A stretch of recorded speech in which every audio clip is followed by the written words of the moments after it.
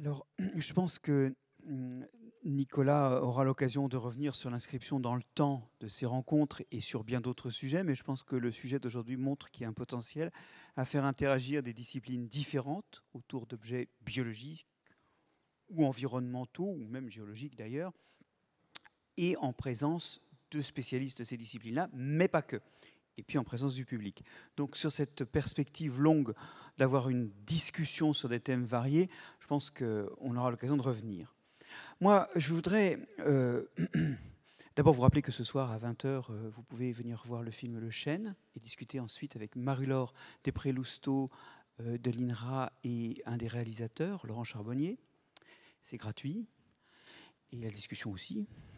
L'autre chose que je voudrais dire, c'est j'ai entendu quand même flotter un point, une idée importante, une idée qui est importante et à l'aune de laquelle on sait si un discours est scientifique ou du moins sérieux en général. J'ai entendu dire souvent qu'on ne savait pas trop, qu'on n'était pas bien sûr. Alors ça peut être vu comme un aveu de faiblesse, on peut se dire oui, alors leurs histoires de nature en ville, là, c'est un peu un brouillon sur une page blanche, on ne sait pas encore trop ce que ça va donner. Mais je repense à Jean-Michel en train de courir après les copeaux dans les cours de récréation, tout à l'heure. En réalité, on offre ici des pistes, et ces pistes, il faut les creuser. Il y a des choses qui marchent, on en a vu. Il y a quelques certitudes, et puis il y a beaucoup d'incertitudes qui se prêtent lors de réalisation à des expérimentations, à des ajustements. Et j'aimerais ici porter les stockades au concept de transition. C'est vraiment une façon molle d'approcher la nécessité d'évoluer en permanence. Et pour rejoindre Lévi-Strauss, je pense qu'on appelle souvent progrès la résolution des problèmes engendrés par le progrès de l'épisode d'avant. En fait, ce que je veux dire par là, c'est que ce n'est pas une transition qu'il nous faut, c'est d'apprendre à évoluer, à expérimenter, à améliorer en permanence. Donc on a dit qu'on ne savait pas, et que c'est finalement le propre d'un discours sérieux que de l'avouer, mais ce n'est pas un aveu d'échec, c'est l'aveu de la nécessité de progresser ensemble. Au-delà de ça, j'aimerais insister aussi, peut-être dire un mot d'histoire naturelle, parce que finalement, on n'a pas trop entendu parler des bestioles et des choses qui vivent en ville. Alors vous savez, la vie, elle rentre en ville. Alors c'est pas tout le monde à l'image du renard ou d'un pauvre sanglier qui s'était paumé, mais non. Les araignées, par exemple, n'aiment pas trop la lumière. Elles sont plutôt photophobes parce que, bon, déjà, elles risquent de se faire bouffer si elles sont trop visibles. Et puis aussi, c'est souvent là que se trouvent les insectes, plutôt dans des endroits ombragés et frais. Sauf que chez nous, dans nos villes, avec les éclairages, alors c'est vrai que maintenant on les éteint tôt, ici notamment. À quelle heure? Pour l'instant, je ne sais pas si c'est tôt, mais c'est à 1 h du matin pour l'instant. Donc il faudra rentrer de la session de ce soir avant 1 h du matin. Mais même après, de toute façon, c'est pas bien risqué cette histoire-là. Ben, nos araignées, faire des toiles à côté de lampes, ça leur permet de manger le soir. Et donc on a vu apparaître des comportements photophiles dans des espèces qui étaient photophobes. Les plantes aussi gagnent la ville. Alors c'est assez amusant parce qu'autant quand on vit dans les espaces peu urbanisés, les espaces continuent vers la colonisation. Donc avoir des graines qui sont de bonnes voilières, ça permet de se disperser loin, notamment d'arriver en ville. Mais quand vous êtes en ville, ça a été étudié sur certains crépices, vous appelleriez ça des pissenlits d'ailleurs. Là, la zone autour des arbres ou le parc où on est sont souvent limités et se disperser beaucoup, c'est risqué d'attirer plus sur le bitume que sur du sol. Et on voit une violente sélection qui, en quelques générations, sélectionne des individus dont les graines ne volent pas loin. Mais, moyennant toutes ces adaptations, la nature rentre en ville. C'est une marée montante. Cette marée montante, elle arrive, elle vient et quelque part, elle montre que... Alors certains diraient que la nature est hors du vide, mais c'est surtout que l'évolution des organismes comble tous les creux. Et finalement, ça nous amène à l'idée que la nature étant en ville, on est sur un continuum entre ce que nous appelons la nature pure et dure, comme la forêt amazonienne. Relisez le livre de Stéphane Rostin sur la forêt amazonienne. C'est un vaste jardin de civilisation disparue. L'homme était là. Un continuum, disais-je, entre des choses où la présence de l'homme est au moins maintenant discrète et des endroits comme le parking, là où la présence de l'homme est plus marquée. Mais nous vivons dans ce continuum et je reviens à ce que j'ai dit en introduction, mais qui a fait l'objet de certaines interventions dans la salle. Nous sommes aussi dans la nature où nous sommes entourés de vivants quand nous sommes en ville.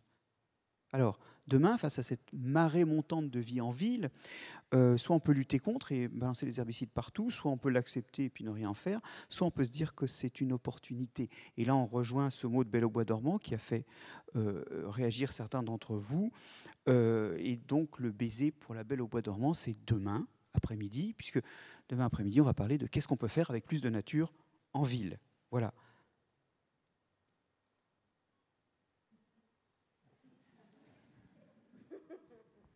Merci beaucoup, Marc-André.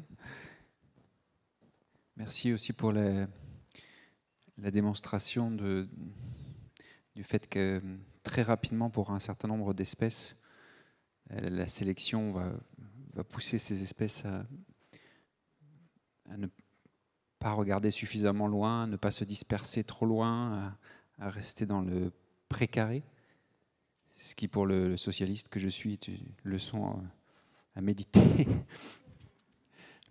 Je ferme la parenthèse. On a le droit de faire un peu d'auto-ironie quand on est une espèce en voie de disparition quand même. Bon, alors, s'il vous plaît. Bon, blague à part. Non, merci d'abord à tous les intervenants. Je voulais vraiment remercier collectivement toutes celles et ceux qui contribuent au contenu, bien sûr, à la vivacité, à la fertilité, à la richesse de nos échanges, de vos échanges, ceux qui sont en tribune, et puis aussi les questions, puisque je suis arrivé une petite demi-heure là avant la fin, en écoutant les différentes questions-réponses, et tout de suite j'étais frappé, sans aucune prétention, mais par oui, la dimension, allez, je vais utiliser le mot, assez philosophique aussi, hein, des discussions. On est, bien sûr, il y a des aspects, et c'est pas péjoratif, de technique de la renaturation, mais il y a aussi derrière à la fois un projet de société, ça c'est peut-être l'aspect politique, et puis aussi finalement des questions encore plus essentielles peut-être sur quelle vie on veut vivre ensemble, quoi. Et là-dessus, je voulais, bon, c'est vraiment très, encore une fois, sans prétention ce que je vais dire, hein, et ça mériterait d'être développé probablement, mais ce que je peux dire en confrontant cette écoute des questions, des réponses de tout à l'heure avec notre toute petite, modeste expérience d'élus locaux, c'est que effectivement, il y a une difficulté, je crois, peut-être par phase, par étape, à faire comprendre et à intégrer ce concept de nature en ville ou de renaturation. Je m'explique. Je vais caricaturer, hein, je vais schématiser, mais en vous écoutant, je trouvais que ça reflétait aussi ces différentes étapes que je vais essayer de décrire. Très honnêtement et sans langue de bois, en général, quand je discute avec nos concitoyens, évidemment par ma fonction, je suis souvent interpellé, la nature en ville est souvent résumée, non pas à la nature en ville, mais à la végétalisation, déjà. C'est-à-dire, on va mettre plus de plantes dans la ville. Pour moi, on n'est pas du tout dans la renaturation, en l'occurrence. On n'est pas du tout dans la nature en ville. Mais il faut avoir l'honnêteté de reconnaître que c'est, en général, statistiquement, disons, dans les gens que je rencontre, hein, tout simplement, plutôt à cette dimension-là qu'on fait référence.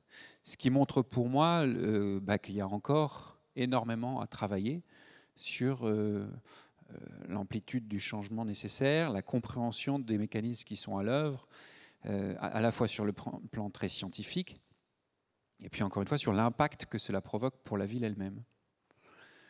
Parfois, on est sur la renaturation au sens de la réintroduction scientifiquement et technologiquement maîtrisée. Je reprends ce mot exprès, Marc-André, pour faire écho à ce que tu disais sur ceux qui savent, ceux qui maîtrisent et ceux qui doutent. Et les plus intéressants et les plus intelligents ne sont pas forcément du côté que l'on croit. Donc, une espèce de deuxième niveau où on va remettre de la nature, mais un peu de la même façon qu'on créerait une réserve au sein même de la ville, si vous voyez ce que je veux dire. Faire un parc, on va faire voilà. Ce qui est intéressant, hein, il n'y a pas de hiérarchie dans ce que je discute, hein, mais j'essaie juste de décrire les échanges qu'on peut avoir avec nos concitoyens quand on est élu d'une ville comme Rouen. Alors, c'est intéressant parce que ça permet d'aborder des notions, par exemple, de biodiversité à l'intérieur de cet espace préservé. Ça permet de s'interroger aussi sur la réalité des techniques, leur impact, leur efficacité, leur durabilité. Mais pour moi, on n'est encore pas au niveau de ce que l'on veut aborder. Et encore une fois, je schématise et je caricature. Il est rare qu'on se retrouve dans une discussion qui implique cette troisième dimension, qui est non pas la renaturation comme végétalisation, non pas la renaturation comme création d'espaces préservés, mais tout simplement la renaturation comme réappropriation de l'espace et conscientisation pour l'homme, avec un grand H, de ce qu'il est tout simplement naturellement parti de la nature, y compris quand il est en milieu urbain. Parce que, par exemple, pour reprendre ce que vient de dire Marc-André, la nature est déjà dans la ville, même si ce n'est pas forcément celle que l'on voit, même si ce n'est pas ça, etc., etc. Donc, ce que j'essaye de dire à travers ce tout petit développement de philosophie de comptoir, c'est qu'on a il y a encore beaucoup de chemin à faire, et que ce chemin, il est d'abord, c'est pas suffisant, mais c'est nécessaire, conditionné par quand même un minimum de compréhension scientifique au sens des sciences intégrées, pluri- ou multidisciplinaires, pas uniquement des sciences de la vie, mais plus globalement. On a bien vu par exemple dans vos échanges les dimensions philosophiques et anthropologiques qui intervenaient tout de suite. Et que encore une fois, on est sur une nouvelle façon d'appréhender le monde. Quelqu'un a dit tout à l'heure, si vous êtes, ou si vous prenez pour un chaman ici, il vaut mieux aller voir un psy. Effectivement, et en même temps, peut-être que dans notre rapport à la nature au sein des villes, on a besoin peut-être de se rapprocher de rapports des raisons culturelles, urbaines, économiques, je ne sais pas, on a complètement perdu en réalité sur nos territoires, en tout cas dans nos villes de France, comme ici à Rouen. Donc en fait, c'est un chemin qui va être très très long. Et pourtant, Marc-André l'a dit, on n'a pas beaucoup de temps. Donc ça veut dire qu'il faut multiplier les outils, les forums, les endroits, les moments où l'on puisse parler de ces choses-là, faire élever le niveau général de connaissance d'une certaine façon, mais je dirais surtout, là je voulais insister sur ce point-là, de prise de conscience. Et puis aussi toujours réfléchir à, je crois que ça c'est vraiment important, à rendre ce changement de paradigme le plus possible populaire et accessible. Je ne sais pas quel est le bon terme, j'improvise là, mais populaire et accessible voulant dire s'adressant au maximum de public et permettant au maximum de personnes de s'approprier ces choses-là. Vous voyez, par exemple, on n'a pas complètement fait au hasard. Là, cette première édition de Naturellement, elle a lieu en même temps que le festival Graines de Jardin, qui est une manifestation à Rouen, au Jardin des Plantes, qui est là depuis maintenant une dizaine d'années, quelque chose comme ça, et qui est un rendez-vous pour le coup très populaire. Quand je dis très populaire, il y a peut-être les comptages, ça doit être 60-80 000 personnes sur un week-end qui viennent pour partager les légumes d'autrefois, les façons de planter sa clématite, etc., etc. Avec une dimension extrêmement populaire sur le jardinage, voilà. Et moi, je trouve que c'est très intéressant, même si c'est peut-être moins pur, même si c'est peu importe, d'essayer de trouver des moments où on combine encore une fois l'exigence, la conscientisation d'un changement de modèle. Tout à l'heure, on parlait enfin, c'est ce que j'ai compris en tout cas, l'intervenant précédent parlait de l'impossibilité d'effectivement atteindre nos objectifs par rapport au développement durable sans remettre fondamentalement en cause un certain nombre de mécanismes économiques, par exemple. Donc ça demande une prise de conscience très forte, beaucoup plus forte que ce qu'on est prêt à accepter aujourd'hui. En guise de taquinerie, Marc-André me parlait de l'horaire de l'extinction de l'éclairage, mais si j'avais été complètement honnête dans ma réponse, Marc-André, je t'aurais dit que déjà, arrivé à 1h du matin, c'était très, très difficile dans la ville de Rouen et que c'est encore un sujet extrêmement polémique. Et pourtant, on n'éteint que 30% de la ville entre 1h et 5h du matin. Mais pour le dire trivialement, vous verriez le nombre de courriers, de récriminations et même d'insultes que je me prends pour cette mesure-là. Donc on voit bien qu'il y a du chemin quand même, et j'en prends ma part, ce n'est pas un jugement vis-à-vis de ceux qui m'écrivent, mais ça veut dire quand même quelque chose de notre société aussi en termes d'acceptabilité. Donc à la fois cette nécessaire exigence et cette popularité au sens de trouver des endroits, des moments, des temps où ça brasse, où on est capable de s'adresser peut-être au-delà d'un premier cercle ou de convertis. Et pour cela, et ce sera mon moment de conclusion, il me semble qu'on a tous un rôle à jouer, quoi. Alors, en premier lieu, évidemment, mais là, c'est plus une forme de gratitude et de remerciement que j'exprime qu'une injonction, les enseignants, à tous les niveaux, puisque c'est par définition leur métier. Et je dirais, par construction, souvent bien plus que leur métier. C'est leur passion, c'est leur engagement. Et bon, on va voir, pas faire écho à l'actualité du jour, mais on va voir la façon dont ils sont traités, parce que ce qu'une société valorise dit beaucoup de cette société quand même. Je ne détaille pas plus, mais enfin quand même.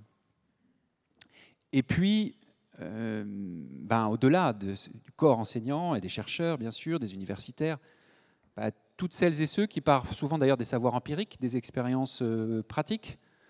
Et il y a beaucoup d'associations, il y a beaucoup de clubs. Moi, je vois dans la ville de Rouen, par exemple, je peux vous dire qu'il y a beaucoup de gens qui, par quartier, très souvent, alors, par exemple, il y a un phénomène qui se développe beaucoup à Rouen, mais pas que à Rouen, hein, de jardins partagés, qui sont des lieux, évidemment, qui ont une fonction écologique, certes, mais je dirais en premier lieu, certainement, une fonction sociale et d'émancipation et d'éducation à l'environnement, et au-delà de l'environnement, d'ailleurs, qui sont des lieux de rencontre, des lieux de partage, des lieux de transmission de savoir, etc. Et souvent avec une acception très populaire, qui fait écho, pour Rouen, en tout cas, c'est très net, aux traditions des jardins ouvriers, par exemple.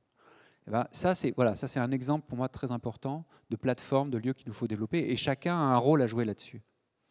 Donc c'est juste un appel que je veux lancer pour terminer à chacune et chacun de faire cette part, non pas de prosélytisme, mais à la fois de pédagogie, de conviction, et puis d'engagement bienveillant, parce qu'il faut de la bienveillance quand même pour éviter de juger, parce que c'est quand même très difficile. Et il faut bien admettre qu'en fonction de sa situation sociale, changer de comportement, changer de mode de déplacement, changer de mode d'alimentation, changer son rapport à la nature au sens large, n'est pas du tout si évident que ça. J'espère que je vais choquer personne, mais pour ceux qui connaissent Rouen, il y a une rive droite, il y a une rive gauche. Contrairement à Bordeaux, par exemple, c'est la rive gauche qui est populaire. Je peux vous assurer que le rapport du citoyen à la tonte de l'herbe dans la ville, est très différent, rive droite et rive gauche. Je caricature à peine, hein. Mais je pourriez voir les courriers, par exemple, que je reçois, etc. On voit très bien qu'il y a une forme de corrélation entre différents critères d'ordre sociologique, le niveau d'études, le niveau de salaire médian, ce que vous voulez, les quartiers où l'on habite et le rapport à ce que c'est que la tonte différenciée. C'est absolument clair, quoi. C'est tout à fait net. Donc ça montre bien que l'étirement du corps social, il est aussi affecté, enfin, il y a une espèce de double interaction, ou d'interaction réciproque avec les questions d'éducation à l'environnement et de compréhension des mécanismes qui sont à l'œuvre. Donc on ne peut pas faire de pédagogie sans être populaire, et on ne peut pas être populaire, je crois, c'est mon dernier mot, sans être aussi un peu festif et poétique. Et de ce point de vue-là, moi j'ai toujours apprécié Marc-André pour ça, mais... non, mais je dis ça aussi comme papa, mes filles m'en parlent aussi, les rencontres avec des personnes inspirantes par leur forme aussi, la façon qu'elles ont d'engager, je ne dis pas ça juste pour toi, mais des enseignants en général, de quelqu'un qui va emporter la conviction, parce que dans la forme, il est aussi inspirant et emportant, si vous voyez ce que je veux dire. Je pense que c'est très important. Donc ayons la renaturation joyeuse, quoi, si je peux terminer par ce mot.